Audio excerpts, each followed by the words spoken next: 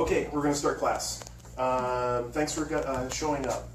My name's Rune. I run one of the booths downstairs, Rune Works. Just to give you a little bit of an idea where I come from. I've been a pagan since 1991. I've been practicing since 2001. A lot of the tools that I make were sprouted out just because the area that I had lived in, we didn't have access to the things that I needed to do. So my high priest had elected me, since I was really good at woodcrafting, to making a lot of the things that we did. So this is a lot of trial and error, 15 years worth of trial and error. And finally got up to a point where I knew what I was doing and taken enough classes to figure out where I can approach things from.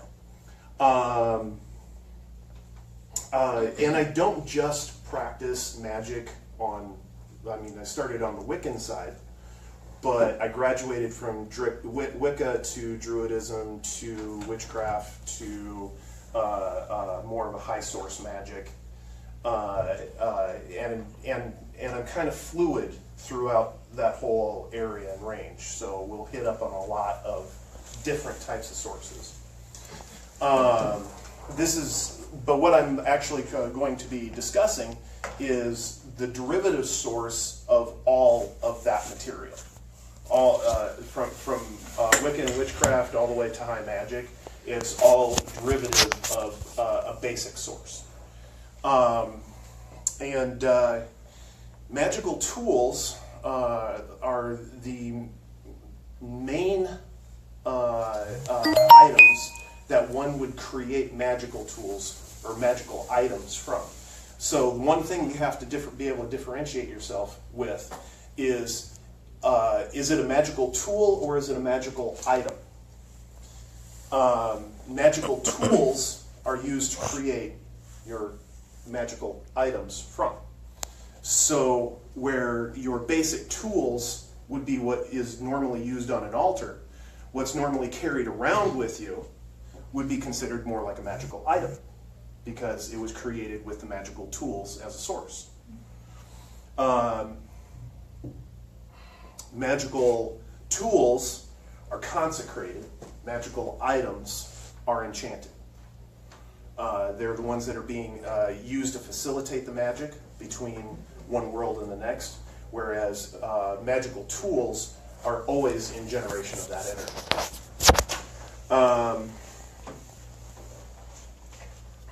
Where to begin? Good place to begin is the tarot deck.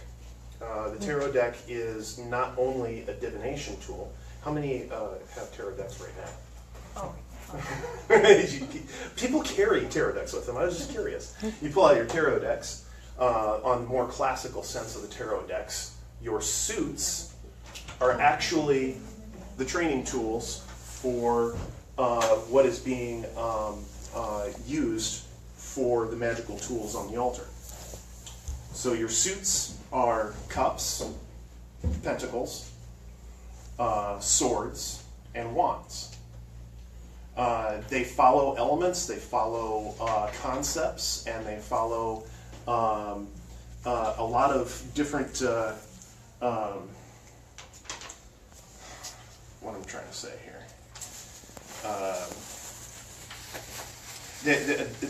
Each tool has like an attachment to it, a story and an element and a lot of other sympathetic symbolisms that go with it. And they all use a source of storyline in order to give an esoteric knowledge to it. So let's take, for instance, the wand. The wand, staff, or rod. The wand is a device of transformation, normally set in the element of fire. And this is actually a point of contention with a lot of people, and I will actually literally dispel the point of contention for that point. it was originally set in the element of fire because of the esoteric knowledge of the story of Prometheus bringing fire down from the mountain. Prometheus went up to Olympia to steal fire from the gods, brought fire down, hid it in a sheaf of wood, and then transformed his society by casting the wood, the coals forth and creating fire. Therefore, it was a point of transformation. It transformed the society from somebody where they couldn't cook things, they couldn't cook boil water, they couldn't have light at night. Now they could actually transform their society. They didn't have to stay up just during the day and go to sleep at night. They could have light whenever they needed to. They could have heat in the wintertime. They could cook their food. They could be healthier. So it was a point of transformation for the society. Now the point of contention is a lot of people have considered the wand to be the element of air because I think one person had told me because trees blow in the wind. If you're going if you're going to go into that concept of, you know, like athames should be in the element of fire instead of wands because athames were forged from fire, then you're going to go against the esoteric concepts, the meaning behind them all. You're underlying the whole truth of the matter. And then, so this is forged in fire. Since the wand is made of wood, then it should be earth. I mean, you know, you're going to be bouncing all over the place trying to question yourself. So the main thing that you want to do is what is the actual intelligence behind the meaning? What is the esoteric knowledge that this is trying to teach you? The wand is, since it's a transformation tool, it transforms your energy that you're pushing through the wand into your source. So it's a director of energy. Think of it as the baton in an orchestra. You're orchestrating a spell. You're pulling energy from any direction. When witches deal with the directions, they're dealing with east is air, south is fire, west is water, north is earth. If you're trying to direct energy from one of those sources of energy, or from one of those points of area, you can actually pull in with the wand and direct out to the material that you're trying to do. If you consider the bodily energies, like chi, like when people practice Tai Chi, they're pulling up energy, they're manipulating it, they're pushing through what they call the coiling of the snake when they do Tai Chi. Somebody could actually manipulate such energies with a wand. Such then you can actually take your own energy and make it into a healing force with the wand. So not only does it become a proponent for spell capability, you can actually use it for Reiki, you can use it for Qigong, you can use it for a lot of other materials as well. It's a manipulation of forces. That's what you have to consider. So this is one that you kind of have to play around with. Now, essentially the wand, I'm going a little bit further with this because the wand and the athame is probably the two that have the best explanations behind them. The wand in Solomonic traditions, if you look at the Lesser Key of Solomon book, it's judged to have a length proportional to the user. So you want to take the length of the crook of your elbow to your middle finger, and that is the size of a wand that is proportioned to you. When you go up the scale, the wand, the staff, and the rod, actually the rod is next, rod, scepter, gurs, those are proportioned between the wrist and the shoulder. And the staff is from the foot height to the shoulder of the individual. They are all proportioned off of you because of, I guess it was Michelangelo and Tycho Brahe that have proportioned a lot of mathematical units being divine and being concentric to the use of both physical manipulation and energy manipulation is if the extension that you are using is proportional to you, then it's mathematically capable. Syncopathic to the forces that you are using inside of your own body. So when you're considering making a wand for yourself, the first thing you do is you measure between your middle finger and the crook of your elbow, and that's where you're going to be starting out at. Now, in modern day, you'll see wands don't just have wood. They have metal components, they'll have crystals, they'll have other symbolic features on there. I consider the crystals of being kind of the joker in the pack. If it's not long enough in the wood length, you can actually add on the crystals. If the crystals are too long when you get it out to play out to the length of your arm, then the crystals are more energy form than they are physical form, so they don't have to be there. So they're kind of the joker in the whole pack. They can go beyond the tip of your range of your finger. So if you like to have an extra long wand, okay, we won't go there, then you can definitely use the crystals as your joker in the pack. Copper and silver are really good conductors for energy. Spiral patterns are really good to take the energy and wind it up as you're passing it through. Think of it as kind of like a transformer. A transformer has coiled copper wires going through it, and that's what steps up your energy currents in electricity. Same thing can happen with something like this. This has got coiled copper that goes all the way up the coil, so it actually amplifies my own energy. Types of crystals play along with what type of energy that you're trying to enhance out of your own self.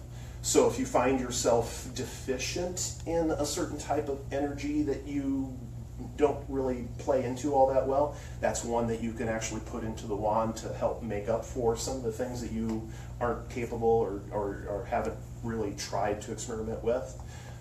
If there's something that you find yourself attuned to a little bit more and you like to have that more finite response to that type of energy in a type of crystal, then play into that as well. Common quartz crystal is an amplifier of energy. So a lot of people just like to go with common quartz because all it does is just amplify the energy that you're using anyway. So you can kind of do your studying try to find out what kind of crystals work with you, and you can add in the crystals. This one particularly is a piece of mahogany with a star ruby corundum and this is what's called a harlequin quartz. It has a inclusion in the center. This is kind of a rare quartz to have. I'll let you guys come up and take a look at it afterwards. This is one of my personal travel wands. So it has the quartz capability of amplifying the energy, but the harlequin quartz has that iron inclusion, so it has a little bit more Mars basial energy in it as well. Now, like I said, rods, staves, gurs, things like that, they're more considered like a magical item, but they can be a magical tool. Most of the time, though, they are created from magical tools, so they're considered more of a magical item. You can use these to consecrate circles, consecrate space, drive out spirits that are not being favorable to you, things of that nature. But they go along the same properties of what you're trying to do with the wand. Next we'll move on to the athame. The athame is a word that was coined in the Lesser Key of Solomon. Nobody knew what the exact pronunciation of the word was, so there was a lot of contention where it was either said it was to be the athame or athame or athame. You can use whatever terminology rolls off your tongue better, because there is really no pronunciation to the word. It was a Iron tool at first, after steel was developed, steel became the more prominent metal of choice. You can make them out of wood. I've known people that have bone or even crystal. But the more capable ones that I've seen are usually made out of steel. Double-edged, that's the normal concept of what the athame is. And that concept kind of goes into the mentality of the double-edgedness of magic. Whatever you put into it comes back to you. So you have to have, it's kind of like a warning to your whole concept of this. There are other types of blades, which I'll get into here in a little bit, but this is the main one. The athame is usually used to consecrate a cut circle. When you make a sacred space, you're creating an area that is both within the material world and both also in the spiritual world. You use it to consecrate yourself. There is a little meditation spell work that you can do out there. It's called the Lesser Banishing Ritual of the Pentagram. If we had a little bit more time, I would actually go through it and show you how to do the Lesser Banishing Ritual, but that's a whole other class. So the esoteric knowledge behind the athame is I think that was honking outside.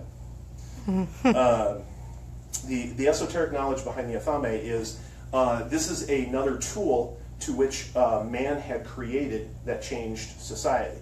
Before the blade, the obsidian knife, was actually chipped out and first used by caveman, there were minor tools that were made for survival.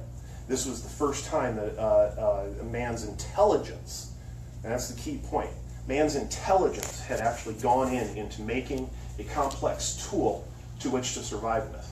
It was multifunctional.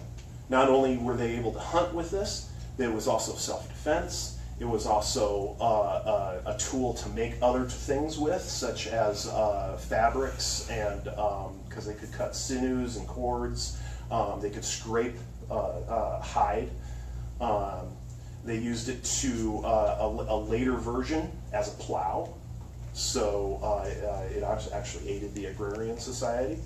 But this was the first time that man's intelligence had actually gone into making a tool. So this is actually the tool for air. And air is also associated with knowledge, because it's also passage of words. And like I said, this is where there was a little bit of contention. Some people actually put the athame in the South, and this is where the classical appropriation for that tool came from. So now, if anybody comes to you and says, well, it belongs in the South because it was forged out of fire, then you can kind of trump them on this one. Now, there are other types of blades that are used. Mainly the athame is not used as a weapon of self-defense. You're not going to find a single witch out there that is actually going to defend themselves with an athame. The athame is not going to be used for physically cutting anything. They will not stab anything or anyone with it. It is an ornamental device. So usually if they want to do any type of cutting, or any type of, like if they want to cut open an apple, or if they want to cut a cord for a spell, or if they want to do any kind of manipulation in that area, there's two other different types of blades to use. One is called bowling. Now this is an improper use for this type of tool. A bowling was considered a moon-shaped blade. It's used for rendering herbs. So the witch would go out late at night. They used the guise of night to go into the forest and gather their herbs so that they wouldn't be bothered by passerbys. They didn't use it because the magical properties of the moon. They would do it at a full moon because of the height of the light. but they did it because they wanted to make sure that they weren't bothered by other people and they didn't scare other people when they went and dug up sacred herbs. But they would, it's a moon-shaped blade because sickles cut better for herbs. So this is actually a karambit from the Philippines, but it can be used just as a bowling just as well. Just pulling up the herb root to the lower base and just kind of give it a little bit of a saw motion, and it comes free very easily. Any other types of cutting, like cutting cords, cutting apples, cutting bread open, things like that, is used with the kerfane. Kerfane, you'll notice, is a little bit different. It's a single-edged blade, usually straight. This one's got kind of a slight curve to it, but that's simply just all that it is used for. The kerfane is also the tool that which is used to make all the other tools with, like the wand or the pentacle or digging out a bowl. That's how they usually use it. They use a kerfane.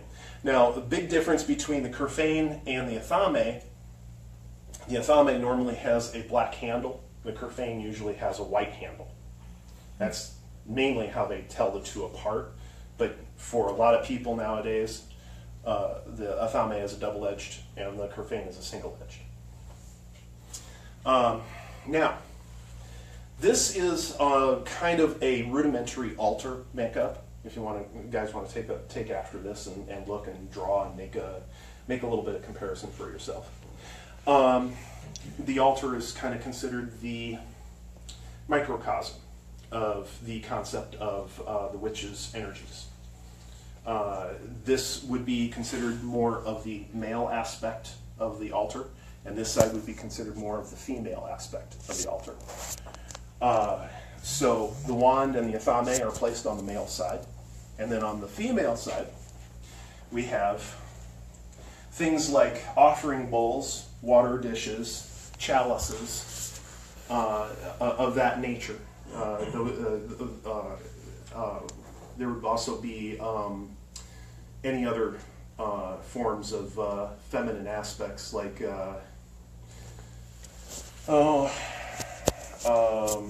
healing herbs, candles, things like that.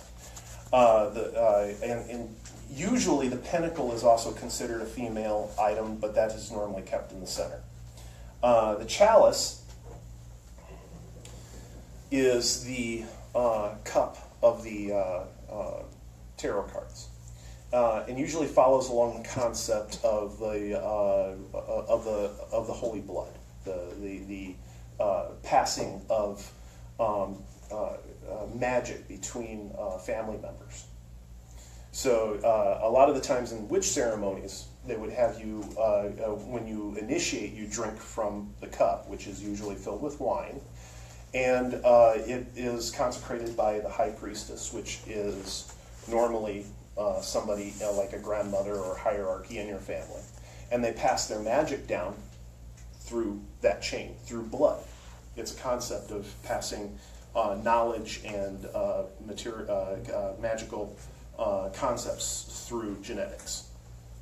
So that's why a lot of witches try to claim hereditary. After that would be your water dish, which would also follow along the lines of the incense on the male side. The incense is the combination of your two masculine elements, which would be fire and air. On the female side, the water dish makes the holy water, which would be the combination of salt and water, earth and water. Those two items are not considered magical tools because they're only there to consecrate the circle. But they can be considered magical tools because they take a good importance into creating an entire consecrated altar setup. A lot of people will consecrate their tools with incense and holy water before they do anything else with it, as a way of basing out everything. Now, finally, there is the pentacle. And I've got a couple of samples of pentacles here. This is the pentacle that I usually use on my altar. Can you see that a little bit better? There we go. Okay. And this is a little bit larger one. This is the one that I normally sell, the size that I normally sell. This is a hardwood pentacle made of sassafras. The symbology around the pentacle really just goes along to whatever the person who's using it can identify with. So this has the basic runes on it, the 12th century Futhark. You can have a lot of different types of symbology around it depending upon how far you want to go into it. I've decorated pentacles, 15-inch plates with just about everything onto it as you could possibly fit. But it's not necessary. As long as you have the pentacle, that's something where you can start out with. It adorns the center of the altar because it is the center of the concept of everything. It has all of the concepts of everything that we just talked about inside of it. All of the elements are based out in the points, spirit being up on top. And this is actually not going to flow around in a circular pattern. It's going to flow around in a planetary issuance. So you have fire, water, air, earth. I believe that's how it goes. Do you remember how it went? Okay. Spirit at the top. Yeah, and spirit's at the top.